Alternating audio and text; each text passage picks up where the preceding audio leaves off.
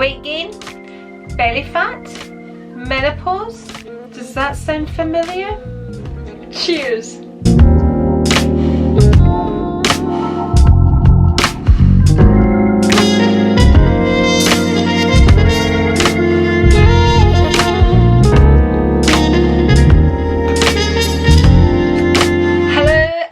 Welcome to my channel. I'm Andri. Today's video is all about my new diet, the keto diet, a low carbohydrate diet, a high protein diet, a high fat diet. That's what I'm going to be discussing today. But before I do, I invite you to subscribe if you haven't already. More surely, give me a thumbs up because that's always very much appreciated. You can also ring my bell if you like. Okay, let's get on to the video.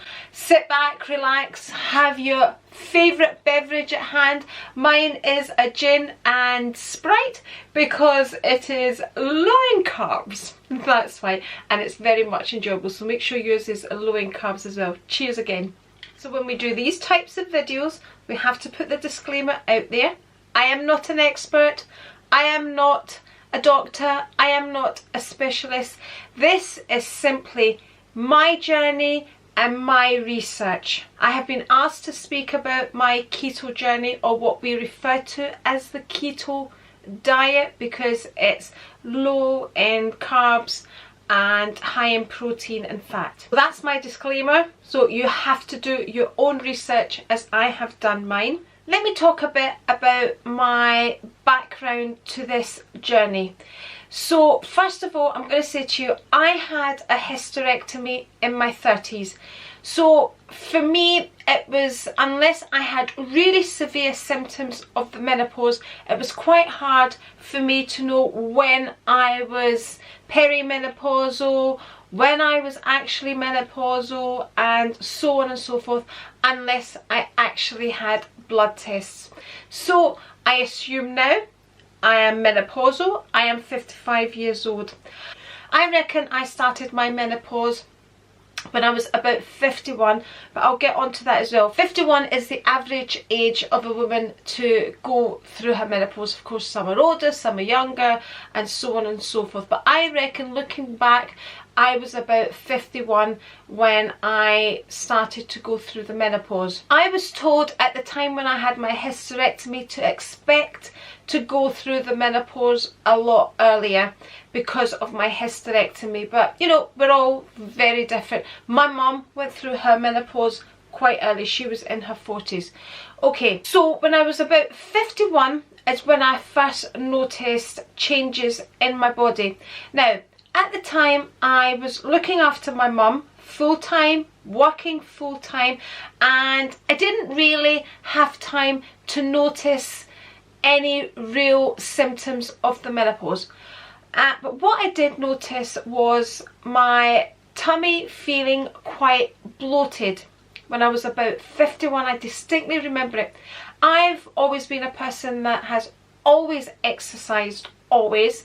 I've always been really quite toned, and even if I do say myself, I've had quite good abs. I've never been a person that carried, you know, fat around the belly. I never had a podgy belly. I didn't have a belly. If I put on weight, it would be on my thighs, on my hips, you know, that kind of thing.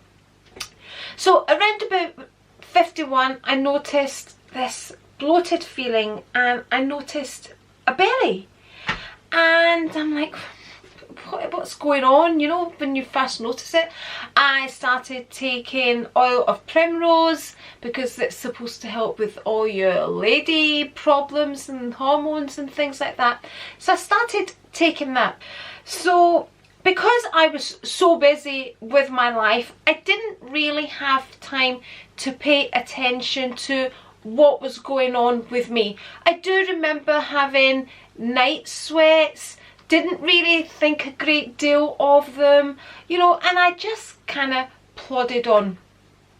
But also the weight gain started as well, very slowly, because I had such an active life, such a busy life. I was also working out during this time. Although the weight gain was happening, it was very, very slow. Fast forward to now that I am 55, more recently the weight gain has been creeping up faster and faster. I am not exercising in the same way that I was before. I don't want to go back to exercising in the same way I was before, but something has to change. So I don't want to exercise in the same way that I did before. I still want to continue to exercise because it makes me feel better, and I think it makes me look better. Even when I gain weight, my body is toned, so it doesn't really look that bad.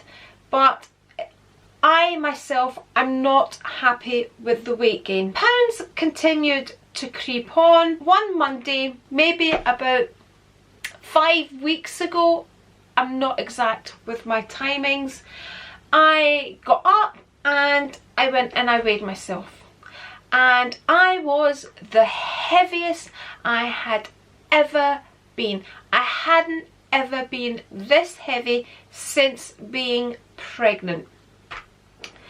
So it frightened me. When I saw what weight I was, I couldn't believe my eyes, and it scared me. And I thought, this cannot go on, because I had noticed it being creeping on, creeping on, creeping on, creeping on. And I tried, you know when you're younger and you cut things out for a few days and you lose the pounds, and you do all these kind of faddy-daddy things. I kind of was doing that between the age of 51 and 55. And the weight just was not shifting, and I wasn't used to that. I was always kind of a person that could eat anything, not think about it, high metabolism. Because I always exercise, I would burn it up. But it just, and I thought, what is happening? Because even at the time when I was really exercising quite a lot, the weight wasn't shifting in the way it should. So I got onto the scales about 5 weeks ago. Let's see, we'll just put a mark on it, 5 weeks ago, and oh my goodness, when I looked down and I saw my weight, I was horrified. I was 10 stone 6. I hate even admitting it, but I was 10 stone 6. I've never ever been that way, and I jumped off. I jumped off and I was like, oh, I couldn't believe it. And I thought, I'm gonna really, this has to stop. It cannot carry on like this. Somebody else at 10 stone 6 is, wouldn't think anything of it. For me, it just was not a good place for me at all, and I knew I couldn't let it carry on. So I decided to do a really low calorie diet. And just now the government here in the UK are recommending these really low calorie diets to start you off, and so on and so forth. I did that for a week. I was basically just hardly eating anything and just taking shakes so I could keep track of my calories. And I felt awful. I felt as if I was starving. I had no energy. It really wasn't for me, but I did lose 6 pounds. So I got on the scales on the Friday, I weighed myself, and I was 10 stone. So on the Saturday I thought, I'm gonna eat real food. So I didn't overeat or anything like that, but I ate real food, like any normal person would eat. And that was the Saturday. And the Sunday, on the Monday, I got back on the scales and I was 10 stone 3. 3 pounds on that I'd lost, so I was now 10 stone 3. And I thought, well, this is not going to work, because I cannot do that diet again. I don't want to put myself through that again. So I decided to go on the keto diet, which is a diet that I had done last year, and I had lost weight with it, but I stopped it because I had terrible cramps with it, excruciating pain. I would wake up in the night and I thought, this is not working for me. I cannot go through this pain night after night after night. I wasn't taking any supplements, I wasn't taking any vitamins, and it is recommended when you're on this diet that you take vitamins. So this time round I was already taking vitamins because at the beginning of the year I got a virus and I really wasn't well, and I wasn't well for a long time after getting that virus, and I went through a lot of anxiety and stress and things, and that was about the only time I had lost weight. But I completely stopped eating because of my stress levels. So I then kind of tried to fix myself, started looking into things as I always do, starting to do research. So I started taking vitamins. As I started feeling better, I started to gain the weight, and the weight quickly, just like I said, has spiraled. It has just gone up and up and up. So I am already now taking vitamins. So I'm hoping I don't get these cramps again. So far, so good. So that was why I had stopped it then. So I decided, right, let's give the keto diet a try. I am taking my vitamins. Let's go for it. So basically, a keto diet is a diet where you are limiting your carbohydrates and you are basically eating protein and fat. And to do it properly, you're supposed to count your macros, which are your proteins, your fats and your carbohydrates. So you're supposed to have so many carbohydrates, not more than so many carbohydrates, so much fat and so much protein. I do not do that. That for me is too much work, and if I have to work at something too much, I know I'm going to stop doing it. It'll put me off. So basically what I do is I really try to limit my carbohydrates.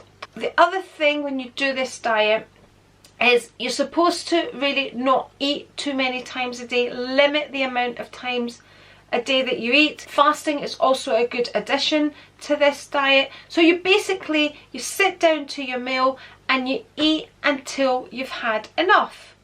And then you do not eat again until you are actually hungry. So you don't eat because, oh, it's breakfast time and I'm supposed to have my breakfast. Oh, it's lunch time and I'm supposed to have my lunch, and it's dinner and my in-betweens, blah, blah, blah. So I'll just have a bag of nuts and, you know, because it's my snacking time.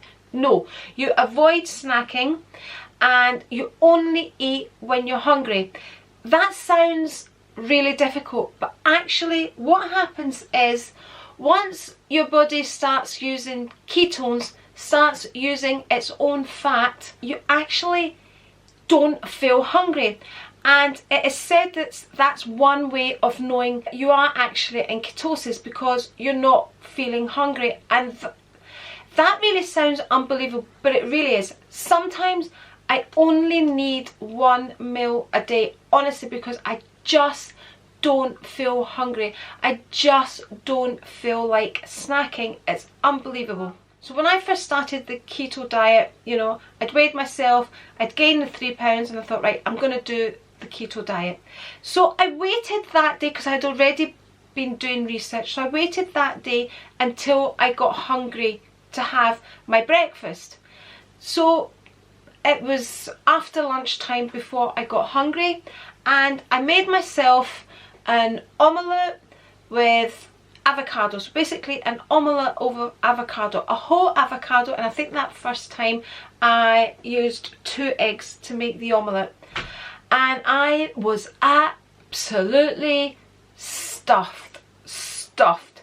So when Rico came home and he cooked, I wasn't really that hungry, but I thought I better eat, because, you know, that's the mindset. It's dinner time, I better eat. So I sat in it with him. The next day I kind of ate later again. So this is where the fasting comes in. Although it's recommended you fast, the fasting becomes a natural process.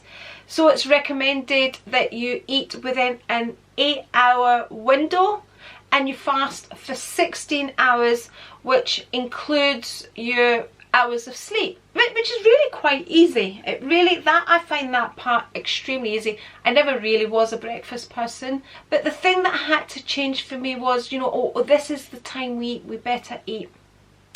So the next day, it was later, I made my omelette, and this time I decided to make a 1 egg omelette because I felt the 2 egg was just filling me up far too much, and maybe that's why I didn't have much of an appetite later on. So Rico came in, I thought, Rico, I'm not hungry, I'm not eating dinner. The next day after that I was hungry in the morning because so many hours had passed. The more hours you fast for, the better it is for your body, because it then goes into kind of fixing itself out. You know, it's not having to deal with burning the calories of your meal or anything like that. So it gets on with fixing things out that need sorted out in your body as well. So that's why fasting is also good for you. So basically, when you start feeling like that, when you start feeling not hungry, when you start feeling you can go longer and longer, you know for sure you're in ketosis. I've never ever tested myself if I'm in ketosis. I've never done any of that, but I've experienced the keto flu, and I'll talk about that as well. But let me just touch on what ketones are. They're an alternative energy source to carbohydrates. That's what it is.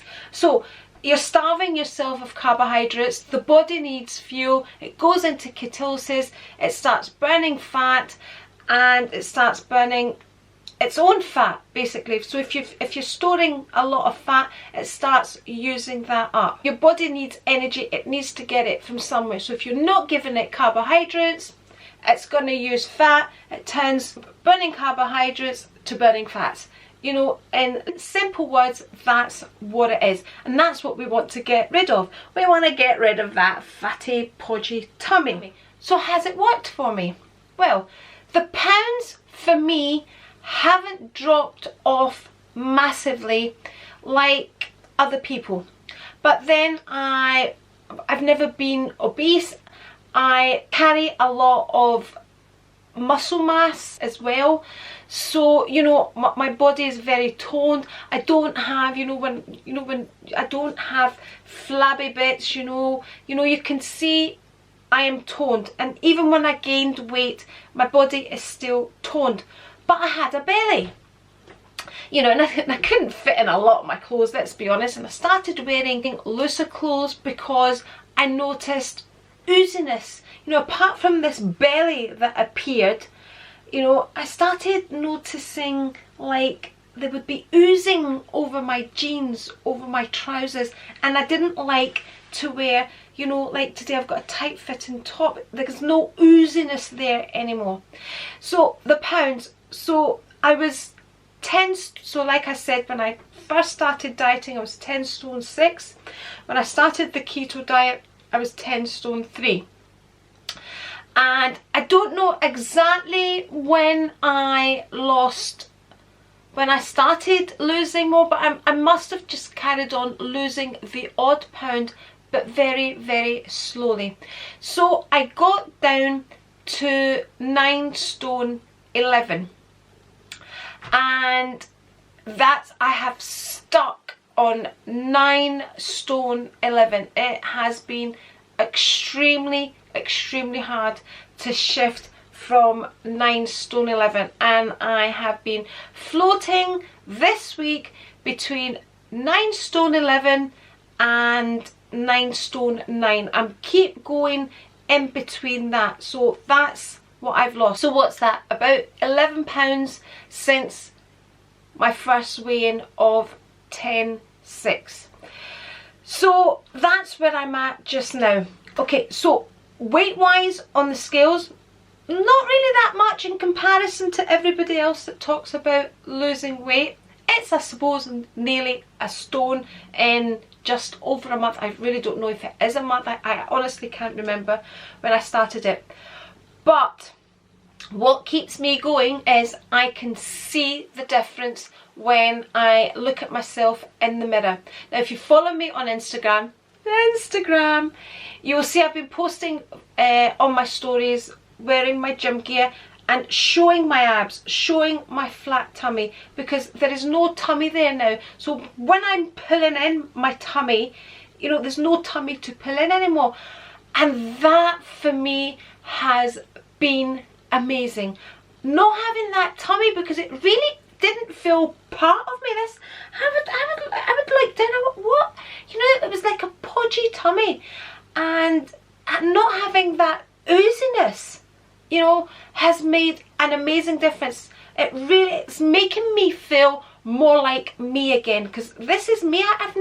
You know, it's really hard when you're not used to seeing yourself with this tummy, and then I could never accept it anyway. So for me it has worked because I don't have the tummy, I don't feel the ooziness, and I feel better in my clothes as well. So yes, for me it has worked. Ideally I would like to lose more weight, but I can see how hard it is now.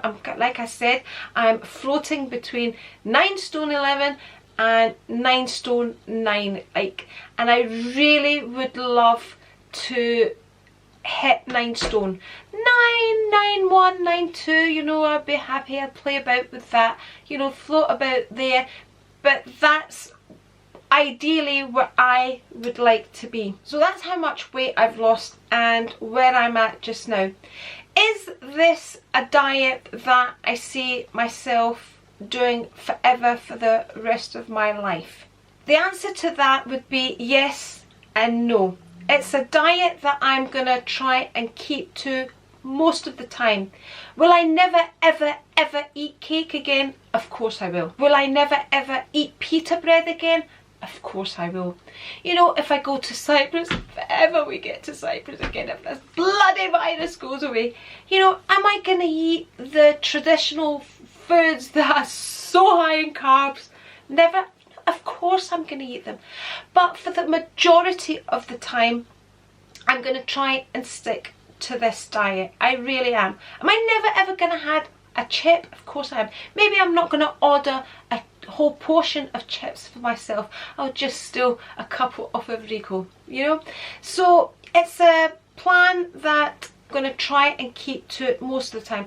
I think in my head what I'm thinking I'm going to do once I get to where I want to go to is, if I am going to incorporate carbohydrates, then I will really try and keep to the fasting, because fasting in itself is a good way of losing weight as well, because obviously you're limiting the amount of food you have in the window of eating as well. So I think I would probably work a carbohydrate diet around that, but ideally most of the time I would like to stick to this diet. Okay, the Keto Flu, the first time I did it, I didn't suffer with it at all. This time, I think about the 3rd day of being on the keto diet, it really got me, and I didn't feel great for about a week. You know, I could still get on with things, but I had dizziness, I felt awful. It really affected me, the Keto Flu, and I recognised it as that because I did my research, and that's why I'm saying to you it's very important that you do your research. So, but you know, I'm over it now. I'm starting to feel much better, but yeah, the Keto Flu was a real thing for me. I didn't really take anything for it to say to take extra salt in this. You know, I just got on with it. I think why it maybe was a lot worse for me this time round was because I did that extreme low calorie diet the week before, so my body was already struggling to deal with not enough calories that week, and then the next week I decided to deprive it of all carbohydrates, so it had to start working in a different way, started to, you know, look for a different type of energy source. So I think that's probably why, you know, I felt really not good, you know. But the 3rd day I was like, oh, I mean I was dizzy and really quite all over the place, but you know, I'm fine now. The other thing is alcohol. Let's talk about alcohol. So I have stopped drinking alcohol through the week. You know, I would sit down to my dinner with my husband, would have a couple of glasses of wine, you know, every night with our dinner. That stopped. Now, can you have alcohol with this diet? Well, you know, yes, you can. What the alcohol does is, it's what happens when you take alcohol is it pauses your fat burning, so it's gonna slow down your weight loss because it kind of just stops. It stops your ketosis. It doesn't bring you out of ketosis, but it's basically your liver is now having to work on getting rid of this alcohol from your system. Instead of your liver burning fat and working on burning fat, it's having to work on getting rid of this alcohol that you're putting in your body. Now when it comes to alcohol on the keto diet, you're not supposed to take things like beers because they're very high in carbohydrates. So it's the best thing to take is spirits, white spirits, because they're very low in carbohydrates, and then just adding, you know, mixes with no carbohydrates. That's why I'm drinking Sprite, which is no calories, there's nothing in it. When it's all, you know, when you see the 0, so it's no carbohydrates, no fat, no nothing. So that's what I use to mix in my gin, and it's actually very delicious. Cheers. And when you're drinking wine, again, you go for the low carb options, you know, like the dry wines, the Sauvignon Blancs, the Chardonnays, that kind of thing, the Bruts. When choosing champagnes, you're better off not having alcohol to speed up your weight loss. So now I'm going to go right back to where I started, which was the menopause. And I remember listening to other women thinking, oh, once you hit the menopause you gain weight, this, that, and I'm thinking, well, they're obviously eating too much and they're not exercising enough. No, weight gain during menopause is a very, very real thing, and a lot of it has to do with hormones, and it's not just what you're eating. You know, you're older, your metabolism gets slower, your insulin levels change, your hormones go a bit crazy. All of that has an effect on your weight gain, and that's what I found. But I find, you know, the keto diet, when you look into it and you do your research, it has a lot of benefits to your hormone levels, to a lot of things, you know, a lot of, you know, especially for diabetics. It's really, you know, if you are a diabetic, look into it. There are a lot of benefits. Now, about insulin levels, something that I always suffered with, and actually my 3 boys suffer with it as well, is when we got hungry. Now, I've never suffered with this whilst being on the keto diet, but before I went on the keto diet, when we get hungry, we need to eat, because if we don't eat, we get shaky, and sometimes you get sweaty, and you really need to shove something in your mouth quickly. When I used to get that, I used to worry about becoming a diabetic, because I used to think, because it was almost, give me something sugary to put in my mouth, which is what you hear diabetics do. And my mum was a diabetic, and you know, it is also said that sometimes being a diabetic is associated with dementia, and you know me and dementia and the fight I've had with dementia, because if you don't know, my mum suffered with dementia and she was a diabetic. So it's something I've always been aware of, and I love sweeties. But for me, I'm not the type of person that can sit and have one sweet and go, oh, thank you very much. No! If I open a bar of chocolate, I'm going to finish that bar of chocolate. If I open, you know, some gummies, I'm going to be going back to those gummies until the bag is finished. That's the way I am. But you see, these things are also very addictive.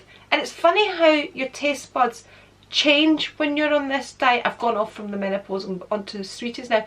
But I find now I don't really like sweet things, because I've been trying to, you know, go easy on the sweetness. I've tried to stop them as well, so I don't have any sweeteners in my coffee. But one lunchtime when I was having my lunch, I thought, oh, I'll put a sweetener just to, you know, have something different in my coffee. I actually had to put my coffee down the sink. I couldn't drink it. I don't know if it was this sweetener in my coffee or the sweet taste, but I thought, and I tried, I went, one sweetener, I used to take 2 sweeteners in my coffee, and I thought, I literally put my coffee down the sink. It was so sweet, the taste, I just couldn't take it. So back to the menopause. So if you are in that age group, you know, and you feel you are gaining weight and you're losing control of the weight gain, you know, give it a go. Do your research and give it a go, because it does, honestly, the first thing I noticed on me was the belly fat. By the way, belly fat is quite a hard thing to say. I've been the editing I'm gonna have to do because I keep saying belly flat. Okay, belly fat. So yeah, the belly fat is a real thing when you hit the menopause. It just hit me round the tummy.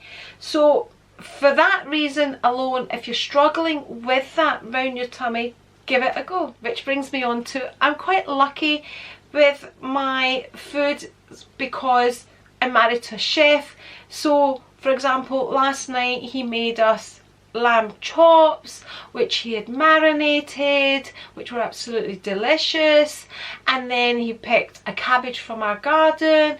He made a lovely cream sauce with bacon through the cabbage, and it was absolutely delicious. So, you know, the food doesn't have to be boring. It doesn't have to just be eggs.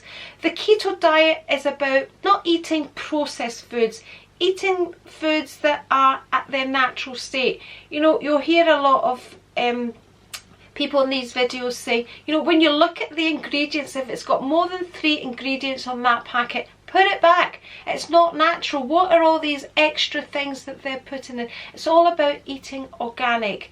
It's all about eating better quality food as well, and less of the processed stuff. So the natural things.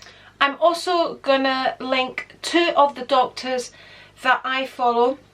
They're 2 of my favourites, and it is Dr. Dan Maggs and Dr. Eric Berg, and I will link both those doctors below because they answer anything you need to know about keto, about the body, anything. They answer them, and I really like Dr. Dan. Really simplifies things, makes it really easy to understand, and Dr. Eric is the same as well, and they're kind of shorter videos, so you're not sitting there like, get to the point. You know, the people that go on and on and on and don't get to the point.